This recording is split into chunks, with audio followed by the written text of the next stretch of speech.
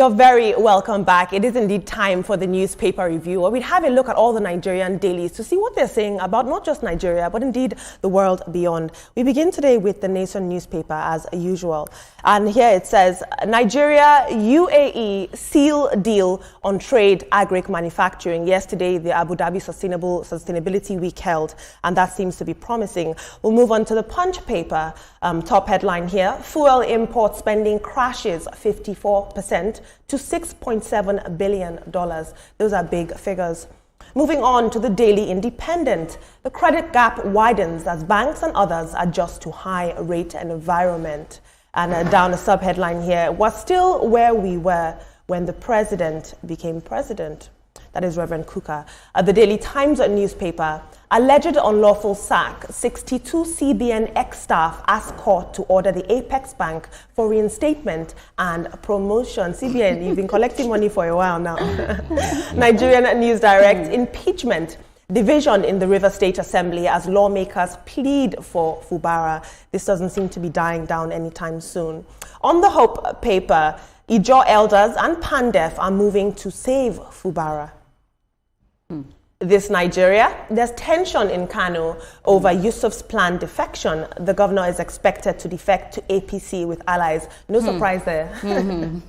The Guardian newspaper says APC and stakeholders wade into the river's crisis and the impeachment plot.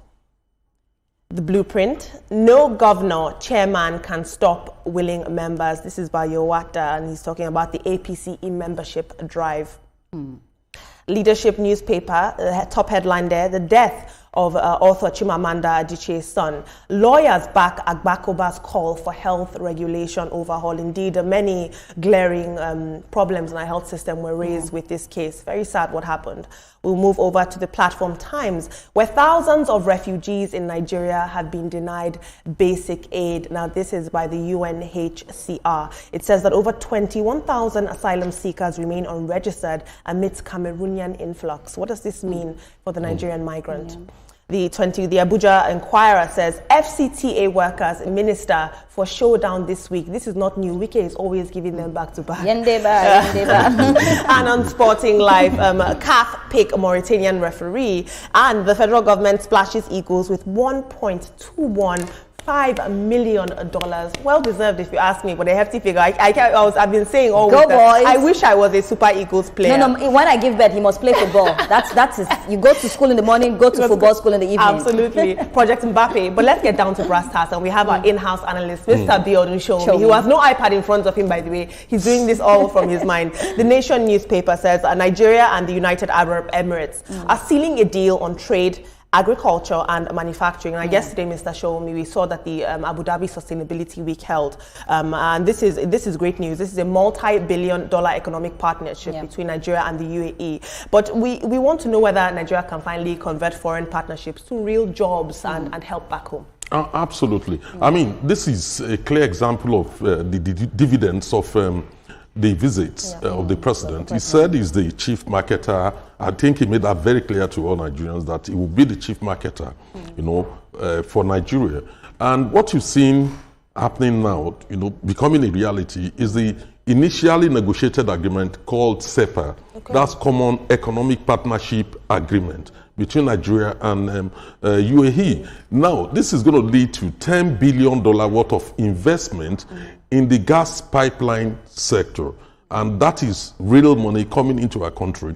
Then the second issue is the idea of negotiating security for investment of UAE citizens and Nigerians' investment in UAE. Few people are aware that there are hundreds of businesses owned by Nigerians, including factories in Dubai alone. So they need the same protection, just like the UAE investors in Nigeria will need the same protection. And that's the Common Economic Partnership Agreement, which the president has negotiated. And I think they should finalize that on this very particular visit. If that should happen, like I understand the president, from news accounts, will meet with the president of the head of UAE this will translate into immediate $10 billion in the gas pipeline sector alone. That does not include the negotiated funding in the agricultural sector. You still also have the aviation sector. We've been able to resolve the issue of their locked funds, in dollars, and at least this government has been able to do that. Everybody can repatriate their money in and out of the country now. So I think this is good news for us. Mr. Shomi has spoken about the effects on various sectors, but Abu Dhabi could be a key investor in terms of our ports, in terms of our energy infrastructure. Mr. Shomi has just mentioned 10 billion, I believe. $10 billion. $10 billion. How important it is that Nigeria positions itself as a production hub. But what would it be like to have factories at home? It would be so beautiful. Oftentimes we've said Nigeria first, and this is the time that we really believe in Nigeria first. Who better go out and market Nigeria than our very own President Bola Ahmed Tinubu? I think that it's a fantastic job he's doing, with going out to making sure that we get this investment. Oftentimes when the president travels, we see a lot of criticisms. Even in this one, we saw, what is he doing there? But now look at what we're hearing. But the only thing that I'm still wondering that I did not hear is about the movements going to, Abu Dhabi and coming back, visa restrictions and all of that. That's also something I want them to also look at. But I think it's a fantastic one. I think that when this investment comes, it brings more money to Nigeria. When there's money in Nigeria, we are getting more jobs, we're getting more infrastructure, and that is what we need. We need to make sure, this is the time, Olamide, that we make sure that our security system is good, because we're getting foreign. First of all, this, so we've got to move on now. The Punch newspaper, fuel import spending crashes 54% to 6.7 billion naira. It has crashed. This does raise fresh questions about sustainability and pricing, Mr. Shomi. Can you give us some of the figures? Absolutely. What we are seeing is the effect of structural reforms embarked on by the Tinubu's administration. He first shocked Nigerians when he came in and he decided to remove the subsidies. So we are beginning to see that the arbitrage is gone now, subsidies gone. So we are now beginning to see the fruits of it. Because if you look at what we import currently, if you look at prior to Tinubu's regime, we're importing about $20 billion, spending about $20 billion a year on importation of petroleum products, and we're spending about $5 billion on grain. So when you take away the grains and petroleum products importation, from the forex table, then you would have a sustainable development. You will have a growing foreign exchange, foreign reserves, and you would also be able to promote the non-oil export. So this, we are beginning to see the result of that. There's a decline in the importation of petroleum products in the country. But mind you, it will not necessarily stop simply because Dangote is also contributing enormously, to solving this problem. But that will not necessarily lead to non-importation of because of the PIA, Petroleum Industry Act, makes a provision, for that level of competition. Then we've seen how the threat of importation of petroleum products has been able to moderate prices within the country, and we've seen the responses of Dangote and some other. Still on money matters, Mr. Shomi, quickly here. I'm just going to take you to the Daily Independent. It says the credit gap widens as banks adjust to high rate environment. Banks are struggling. This is a high interest rate environment. They are struggling, and this means essentially, if I'm correct, that lending conditions will be a bit tighter. Very quickly, just speak to but what they're also making so much. They are making so much profit. Go and look at what the banks are declaring. You realize that they're making the money not from lending activity, but they are making it from other charges placed on the consumers. So, and I think this is one of the things which the FCCPC and the CBN should look into. Absolutely. Mr. Biyondun said you're collecting enough money. I don't feel bad for you. Ria, I'm going to take you over to the Daily Times. And the main headline here says 62 CBN ex-staff asked the court to order the Apex Bank to reinstate them. These kids, CBN had issues earlier on. I believe that they let go several of their staff earlier last year, and they gave them a heavy compensation. And now some of them are asking to be reinstated. But I'm trying to look for the reason here. But can you speak to that a little bit? I went through the story, and for me, I'll say that under the laws as well, these people, they claim that they were, just sacked like that, without proper, okay, you've done something bad. According to the law, you must have done something bad before you can be sacked. But according to them, they were like, oh, structural, amendments and all, and they let them go. I didn't know the part of compensation, but now they are saying that, they should be reinstalled back and they should be given promotion as well. Yeah. This is the ex-staff against the CBN as well. I just feel like when it comes to even laying off people, there are rules to lay off someone. You cannot just get up and lay off someone like that. And if they know their rights, they'll be able to win the case. Yes. And I think that going forward, companies need to understand that, if I'm correct, Mr. Biodo, you cannot just lay off somebody when the person has not done something wrong. Be ethical. There are rules around it. There are rules around it. But in the case of CBN, we should understand one thing. CBN right size. They had to right size because the place was, full of so many people who, in any case, have little or nothing to do. The CBN employee. Yes. Yeah. And then the CBN, the CBN, when Cardoso came into office, they gave people the option, do you want to relocate to other areas? They said no. Some of them said no, we will only stay in Abuja, and there's no room in Abuja. So eventually, many of them had to be laid off. But they also said the bank didn't follow the required procedure under the CBN Act 2007, and that's for human resources rule, that they didn't follow, that particular act. So that's something that we need to look at. I don't think they will come out and just say their grievances if they have not been through something that wasn't really, really good. I think that before you sack someone, there are things that the person must have done. But a company will just come out, we want to lay off people, we're not doing well. What about the people that are laying off? How are they going to take care of their family? You don't have to do, look, it's about right sizing. You don't have to do anything before you are laid off. The issue is this: what about the profitability of the company? What about the livelihood of other people? What about their commitments, statutory commitments? So if at the end of the day you have a high overburdened them. You have employed too many people that you need. At the bud. Then you have to do something at a point, which is to right size. We have heavy conversation. All right, we have to move on now to the Nigerian News Direct, and the main headline here reads: this matter isn't dying down anytime soon. Impeachment, division in Rivers Assembly as lawmakers plead for Fubara. This deepening political crisis in Rivers State is taking on new turns. Mr. Shomi, very quickly. Yesterday, we saw 2 members of the Rivers State Assembly step down and say we are not going to be involved in the impeachment of Fubara. What exactly is going on? Yeah, look, whatever is the case, what I know is that I don't think a River State crisis driven, it's good for Nigeria. It's not even good for the people of River State because the governor will always get distracted. Yes, the House of Assembly members have legitimate concerns. If you look at a lot of the allegations raised one way or the other, yes, some of them might be true, but we know the context. So I think it's what the leadership of APC is trying to do is the right thing, try and resolve the problem behind the scene. And I'm sure that this will get resolved within the shortest possible time. Ria, I'm going to take you over to the Guardian. But quickly, before that, even I strongly believe that the people of River State deserve peace in that in that state, because it's been one thing or the other, and knowing that is our oil state, knowing how important River State is, whenever I see the news about impeachment, this, that, cases, I'm like, the people are suffering, projects are suffering. So I think they need to work on that really quickly. Absolutely, the biggest sufferers of this will indeed be the people of Rivers area. Moving on to the Punch, we'll take an international story here.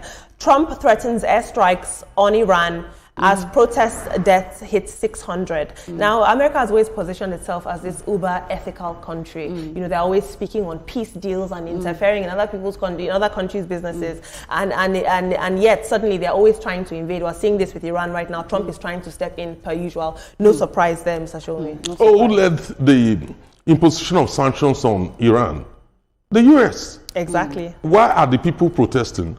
Because of declining worth of their currency, the real, and also worsening poverty, caused by the same sanctions which the US led its imposition. So therefore, it's like you are the one keeping the goods, also calling the thief to come and steal it. To say US will bomb Iran, I think Trump will be better advised to be a bit more careful. Iran is not Venezuela. I was going to say something, Mr. Shomi. Do you see what Trump put on there? Allegedly, we saw that he's now the acting president of Venezuela. I don't know if you saw that. I'm like, what is really going on? But if you look at the reality in Venezuela, that's not the case. The same Maduro's led government, is still in power. It's only Maduro that is out of the equation.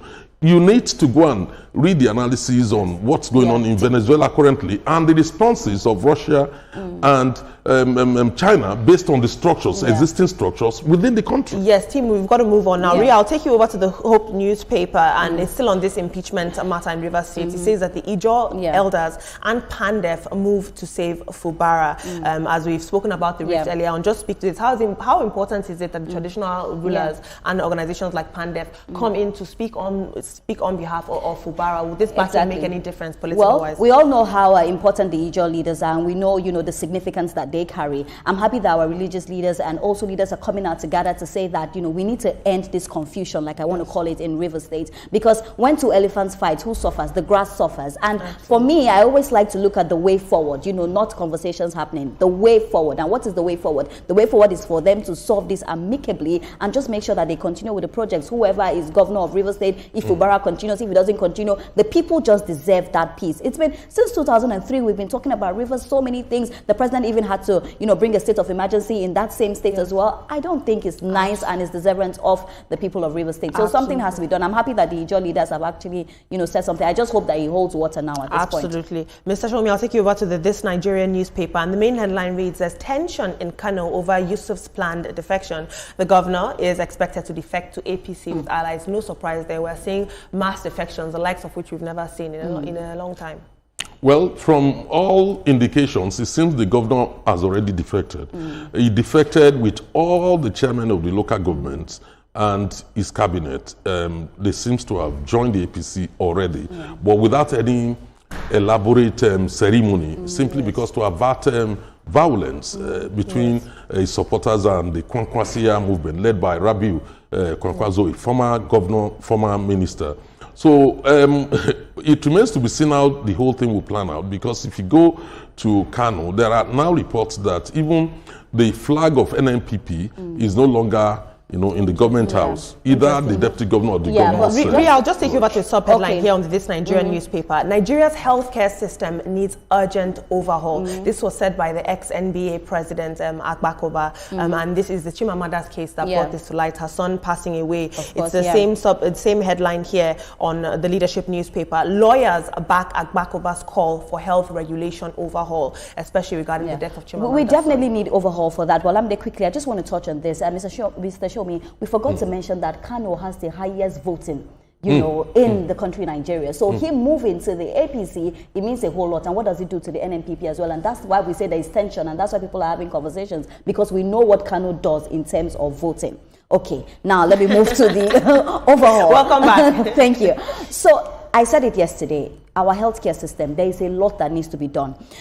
Her son passed away, really sad one, a baby, 21 months old. I talk about we adults that go to the hospital, how we are treated. I feel like when the resident doctors are always coming out too, I used to support them because I say, let's give our doctors better conditions and all of that. But also, where is our empathy? What do we do? If I share stories of me going to the hospital and have been treated in the hospital, I'll tell you that I don't want to go to the hospital again. So I pray that, we use this as a way to see that there's a lot we need to do in our hospitals. Is it to train them better? The other guests we had on the show, we're talking about somebody that wants to do science, or somebody that wants to be a mechanic. The mother will say by force you must be a doctor, and those people get into that profession and they are not empathic because that's not what they want to do. So I feel like when it comes to an overhaul, we really, really need it. And whenever we talk about this, I just want to say rest in peace. I know the pain, a mother burying her own child is not something that I want anybody to go through. May God just give her the fortitude to bear the loss. Mr. Shomi, I'll take you quickly to the Platform Times. Thousands of refugees in Nigeria have been denied a basic aid, and this is according to the UNHCR. Apparently, over 21,000 asylum seekers remain unregistered amidst the Cameroonian influx. So essentially, we're seeing lots of migrants, or should I say immigrants, into Nigeria. Is Nigeria even in a place where we can host migrants? I mean, 21,000 people already at the city. Everybody is jackpine. Can you speak to migrant this, as well. Abio. Look, no matter what we think about Nigeria, you really need to go to neighboring countries in other countries in Africa. If you go to Ghana, you know that things are very, very expensive compared to Nigeria. Yes, our currency may worth less than Ghanaian cedis. So that's the truth of the matter. But specifically in relation to the refugees, the Southern Cameroon has a major problem.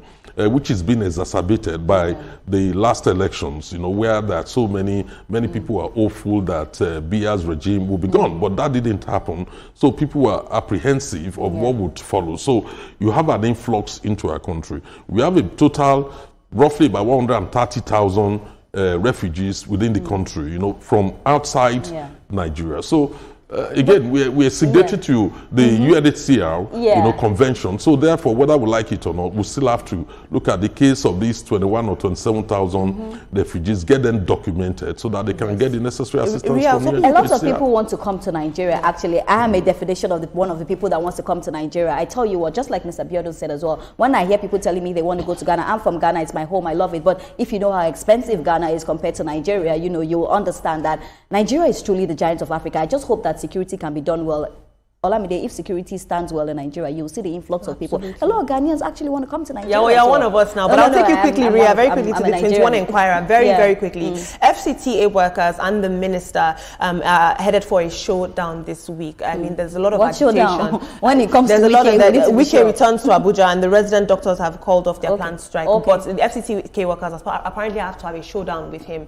I know in Abuja there's been lots of agitation over his style of ministering, if you will. When we talk about his style, in one way or the other, when we talk good about Wike, we also talk about the good side and the bad side. I think for infrastructure, he's really tried for Abuja. But for me, I'm looking at security and more other things, because recently a lot of people have been saying that Abuja has become very unsafe. There's so many kidnappings and all of that. But I also quickly want to talk about residence doctors. I'm happy that they have cancelled the strike. These are part of the things that we're talking about. But also, we need to meet their demands as well. And when they get back to work, please work well. If somebody is sick, you treat the person adequately. Absolutely. I'll take us over to Sporting Life, our best newspaper. CAF pick Mauritanian referee, but just under that, we have the federal government Splash Eagles with $1.215 million. That's right. Show me. They're giving our boys the big bucks. Oh, we expected that. Yeah. Don't forget with the Bois chairman, Lajesi, and we all felt maybe the federal government and state government should also, encourage those players. So it's not only federal government, state government, please give our boys some money to motivate them. We want that. Mr. Shomi, our boys, we've been talking about you on this table, so we too. And they have a match tomorrow. I know. Should I predict the match? Predict the match quickly. Okay. 3-0. You predicted 2-0. 3-0. Lock it. I will predict 2-1, just like yesterday. Just like yesterday. I go with Mr. Shomi. In our favor. Well, that is it for the newspaper review. Thank you to our in-house analyst, Biodun Shomi, and Ms. Ria Abdul. But coming up on TVC Breakfast, attention shifts to the importance of grassroots development. We'll discuss with an expert who says that true progress starts at the community level. Please stay with us for this very important conversation.